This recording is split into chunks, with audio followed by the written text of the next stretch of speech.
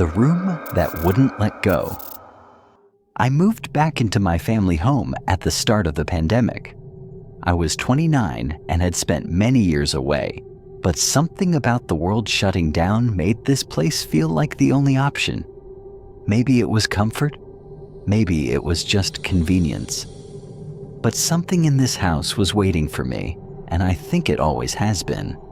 My room has never changed. Same corner of the house, same squeaky door, same feeling at night that someone, or something, is watching me. When I was younger, I thought everyone felt that way at night. But when I tried sleeping in the room across the hall, I found out just how wrong I was. The first night I slept in that room, something yanked the blanket off of me. It was fast and angry. I remember grabbing at the edge of the sheet, thinking maybe I'd kicked it off in my sleep. But then the bed started shaking. Not like a little tremor. It felt like someone had grabbed both ends of the mattress and was shaking it like they wanted to knock me out of it. My heart slammed in my chest. I ran back across the hall to my old room and didn't sleep the rest of the night. I thought maybe it was a one-time thing. Some weird trick of the mind. The second night, the same thing happened. Violent shaking, blankets ripped off, and the air so cold it felt like my lungs froze. The third night, I tried again, this time with the door open and a light on in the hallway. It didn't matter. The shaking returned, this time worse than before. The light in the hallway flickered and went out completely. I gave up and moved back into my old room. Whatever was in that house, it wanted me in that room. Most nights are the same now. I hear tapping and scratching on the window right beside my bed. It's not a gentle sound either. It's deliberate, sharp, sometimes fast, sometimes slow. Like fingers trying to get my attention. The window is painted black, blackout paint I put on years ago to block out sunlight in the mornings. But even through the paint, I can see faint silhouettes moving, like someone or something is just outside, shifting back and forth. I put a camera outside, one that pans and records motion. When the tapping starts, I check it. There's nothing there, just an empty view of the side of the house. But inside, I can hear it loud and clear. My daughter, whose room is next to mine, has woken up from the noise too. She once asked me, "Daddy, who's trying to come in your window?" I didn't know what to say. At least once a week, I'm ripped from sleep by the sound of footsteps running in my room. It's always heavy. Fast, like someone is doing laps in a panic. It starts near the closet, circles the bed, then stops suddenly when I turn on the light. I've tried recording it, but it's like whatever it is knows what I'm doing. It never happens when the camera is running. The moment I reach for my phone or flip the switch, it stops. Complete silence. And the feeling that someone is just out of view, watching and waiting. Sometimes, when I lie still, I feel fingers touch me, cold and slow. They trail across my arm or press gently into my back. Once, I had my foot sticking out from under the blanket. I felt a cold hand grab it. Not hard, not painful, just enough to let me know I wasn't alone. That's the one I hate the most. That cold grip, always from underneath. I have 2 dogs and 2 cats. They all sleep in the bed with me now. I used to think they'd give me some peace of mind, but lately, they've all started reacting to something I can't see. In the middle of the night, they'll all sit up at the same time and look toward the same corner of the room. They growl. Their fur stands up. Sometimes they bark or hiss, but whatever they're looking at, I can't see it. That scares me more than anything else. I've tried everything: salt lines, sage smudging, prayers from different faiths, blessings from a priest, even tried a professional cleansing. Nothing works. The house is still alive with noise and movement. But the strangest thing is, I don't really feel scared anymore. I've lived with this for so long that it's become part of life, like a rude neighbor that won't leave me alone. It's annoying now more than anything. The footsteps, the tapping, the cold touches, they're just part of the background. I keep the lights on more than I used to. My daughter doesn't like being alone at night, so I let her sleep in my room sometimes. The animals stay close. We've all adjusted. But sometimes, late at night, I wonder what it wants. Why does it need me in this room? Why won't it leave, no matter what I try? I don't have answers. I only have experiences. And they haven't stopped. The scariest part? I've come to expect it, and maybe that's what it wanted all along.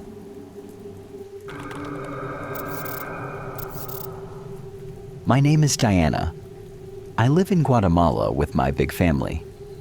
Our house is very old. My great-grandfather built it a long time ago, even before I was born. It has survived many earthquakes and strong tremors. The house is strong, but strange things happen here. Scary things. My family and I see and hear ghosts. Every day we live with them. It's not normal, but for us, it has become part of our lives. Our house is big, with many rooms and a long hallway. My parents, my brother, my grandparents, my cousins, and I all live here. Even though there are many of us, sometimes it feels very empty, very cold, and very dark. That is when you know they are here. It usually starts in the early morning. Around 2 or 3 a.m., I hear someone washing clothes. The sound is clear. Water splashing, clothes hitting the stone sink. But when I go to check, no one is there. The place is dry, the sink is clean, and everyone is asleep. Right after that, I often hear children playing. Their laughter is soft at first, then louder. The marbles hit the floor and roll across the hallway, but there are no children awake. Sometimes I see small shadows running past the door. One night, my brother had a terrible experience. He was sleeping when he heard someone knocking on his door. First soft, then loud, then very loud. Bang, bang, bang. He was scared. He tried to get up, but he couldn't move. The door was locked, thank God. He didn't open it. He just stayed frozen, listening. The knocking didn't stop for a long time. When it finally did, he heard footsteps walking away. That same night, my dad heard someone knock on his bedroom window. Tap, tap, tap. Then again, tap, tap, tap. He thought it was my brother playing a joke, but my brother was too scared to even leave his room. Dad looked outside the window. No one was there, just darkness. Sometimes I wake up with scratches on my arms, legs, or even my back. I sleep in a bed with soft sheets and blankets. There is nothing sharp around me. But still, the marks are there. Red, thin lines. I do not remember doing it to myself. One day, I had a long scratch across my shoulder. It burned when I touched it. My mom saw it and got scared. She said, "This is not normal. We need help." Another time, I felt a strong wind in my room. The windows were closed. The door was closed, but I could hear whispers in my ear. "Come with me," the voice said. I screamed and turned on the light. No one was there, but my bed was shaking and the air smelled like something burning. My aunt died in this house. She was very close to me. She used to sit with me and tell me stories. After she passed, I sometimes feel her near me. I smell her perfume or hear her favorite song on the radio. But I also feel fear, because sometimes when I think it's her, it is not. One night, I saw a woman standing near the kitchen. She had long black hair and wore a white dress. I called out, "Tia?" But the woman turned around and her face had no eyes, just black holes. I ran away. My cousins have their own stories. One cousin said he was walking to the bathroom at night and saw a little girl sitting on the floor. She looked lost. He asked, "Are you okay?" She looked up at him and smiled. Her teeth were too sharp and her eyes were all white. He ran back and didn't sleep that night. My grandfather is old and he prays a lot. He says the house has spirits from before our time, maybe from the earthquake. Maybe people died here and they never left. He says, they live with us now. Some are good, some are not. One day, my mom was cooking in the kitchen. She left for just a moment to get something. When she came back, the stove was off and all the cabinets were open. She thought it was me or one of my cousins playing, but we were all outside. She closed everything and turned the stove back on. But when she turned around, a plate flew off the counter and broke on the floor. She screamed. Another strange thing happened last month. We had a guest, a friend of my dad's who stayed the night. He slept in the guest room, and the next morning, he looked pale.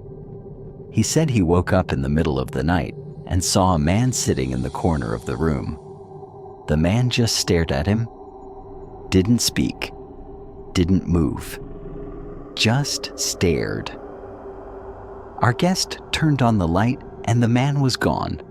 He left the house and never came back. My brother and I decided to record some of the sounds.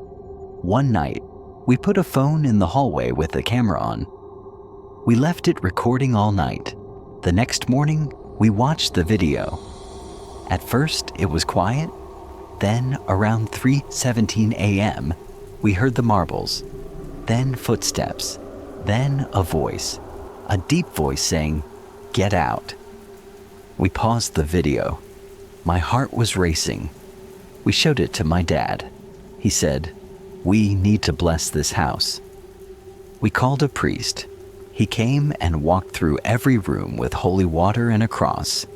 He said prayers in every corner. The house was quiet for a few days, peaceful, but it didn't last. One night after the blessing, I was walking to my room when I saw a shadow move across the wall. It wasn't mine. It was taller, bigger. I ran. The scariest night happened just a few weeks ago. We were all sleeping when we heard loud bangs, doors slamming, windows shaking, and something heavy dragging across the floor. Everyone woke up. We ran to the living room. No one was there, but the chairs were upside down. One of the mirrors was broken, and written on the wall, in what looked like charcoal or ash, was one word: stay. Since then, things have been worse. My dreams are dark. I dream of falling, of screaming, of someone pulling me into the ground. I wake up sweating and crying. My family is tired. We are scared, but we don't know where else to go. This is our home. I've started writing everything down.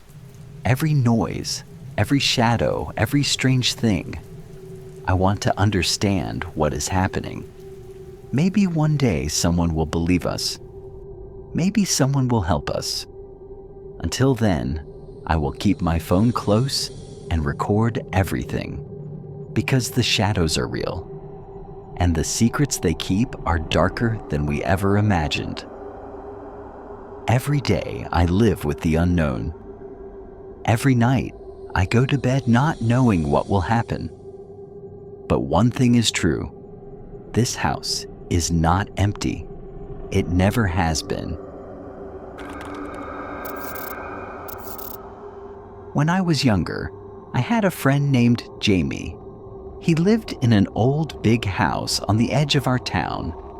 The house had high ceilings, creaky wooden floors, and narrow hallways that seemed to go on forever.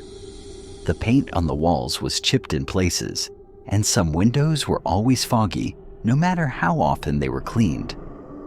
I didn't go there often, but when I did, there was always a strange feeling. It was like the house was watching. Jamie was a quiet kid, but we got along well. We both liked video games, especially late-night gaming on his Xbox. One night, he invited me to stay over. I was excited. Sleepovers were always fun, and I thought it would just be a night of snacks, games, and laughs. I didn't know it would be the night I'd remember for the rest of my life. We started the evening with pizza and played games for hours. His room was cozy with posters on the walls and a small desk lamp giving off a warm glow. The door to his room was always closed, and I noticed that right away. "Why do you keep your door shut all the time?" I asked him. He glanced at the door, then back at me. "Because of the sounds." "What sounds?" I said, laughing a little. Jamie didn't smile. "At night, usually just after midnight, I hear footsteps. They start from the bottom of the stairs and come all the way up. Then, it runs straight toward my room." I stared at him, unsure if he was joking or just trying to scare me. "Come on, really?" He nodded. "Every night. I've never left the door open to see what it is. I can't. I just can't." Something about the way he said it made me uneasy, but I was always curious about ghost stories and paranormal things. I wanted to see it for myself. "All right," I said. "Let's leave the door open tonight. I want to hear it." Jamie looked at me for a long moment. "Okay," he said finally, "but don't say I didn't warn you." The rest of the evening felt normal. We played more games and laughed like usual. But as midnight got closer, I could tell Jamie was getting tense. He kept checking the time, and he didn't talk much anymore. I tried to ignore the feeling in the room, that weird tightness in my chest. I told myself it was just my imagination, that nothing would happen. It was 11:58 p.m. when we finally stopped playing. Jamie turned off the TV and sat quietly on his bed. I sat next to him, my eyes on the open door. The hallway beyond was dark. The only light came from the lamp on Jamie's desk. Midnight came. At first, there was silence, just the soft hum of the lamp and the sound of our breathing. Then I heard it, the first step. A slow, steady footstep on the wooden stairs, then another, and another. I froze. It wasn't loud, but it was clear. Someone, or something, was walking up the stairs. I looked at Jamie. He was staring at the door, his face pale. "Is that your dad?" I whispered. He shook his head. "Everyone's asleep. My parents' room is downstairs." The footsteps continued, slow and even, like someone taking their time. I leaned forward slightly, trying to see the stairs through the open door. From where I sat, I could see the bottom half of the staircase. Nothing was there, but the steps kept coming. Then they reached the top. Silence. I held my breath, waiting. The hallway was still empty. No one was there. No movement. Nothing. And then it started again. But this time, it was fast. The footsteps turned into running. Heavy, fast running straight toward us. The sound was loud, like someone charging full speed down the hallway. My heart jumped into my throat. I couldn't move. I couldn't think. Jamie shouted, "Close it!" I reached out and slammed the door shut just as the running sound stopped right outside. Silence again. Nothing. No knock. No footsteps going away. Just silence. We sat in the room, staring at the closed door, not speaking. I don't know how long we stayed like that. Eventually, Jamie turned on his bedside lamp and pulled the covers over himself. "I told you," he said softly. I nodded, not knowing what to say. I didn't sleep much that night. Every creak, every whisper of wind outside made me jump, but the running didn't happen again. Not that night. In the morning, the house felt normal. Bright. Calm. Jamie's mom made us breakfast like nothing was wrong. I almost thought I'd imagined the whole thing, but I knew what I heard. Jamie knew it too. I asked him again, "Has it happened every night?" He nodded. "Almost every night, always around midnight, and always the same." "Have you ever opened the door after?" "No," he said quickly. "I don't want to know what's out there." Years passed. I moved away from that town and lost touch with Jamie, but the memory never left me. I thought about it often, especially late at night. Sometimes I wished I had kept the door open. Maybe if I'd waited just one more second, I would have seen something. Maybe I could have understood what it was, but part of me was glad I didn't. A few years ago, I went back to that town for a visit. I walked past Jamie's old house. It looked the same, maybe a little more worn down. I asked a neighbor about the family. "They moved out a while ago," the neighbor said. "Strange folks. That house always gave me a bad feeling. The new owners say weird things happen at night. Sounds, footsteps. I guess it's just the house settling." But I knew it wasn't. That house held something else, something I still can't explain. And now, years later, when I hear creaks in the hallway or strange noises at night, I think of that moment, of the footsteps, of the running, of the door slamming shut just in time. I still wonder what would have happened if I hadn't closed it, and I still don't sleep with my door open. Ever. Would you like the other two stories in this style? If you like the video, please give it a like, leave a comment, and don't forget to subscribe to the channel. Also hit the bell icon so you never miss an update.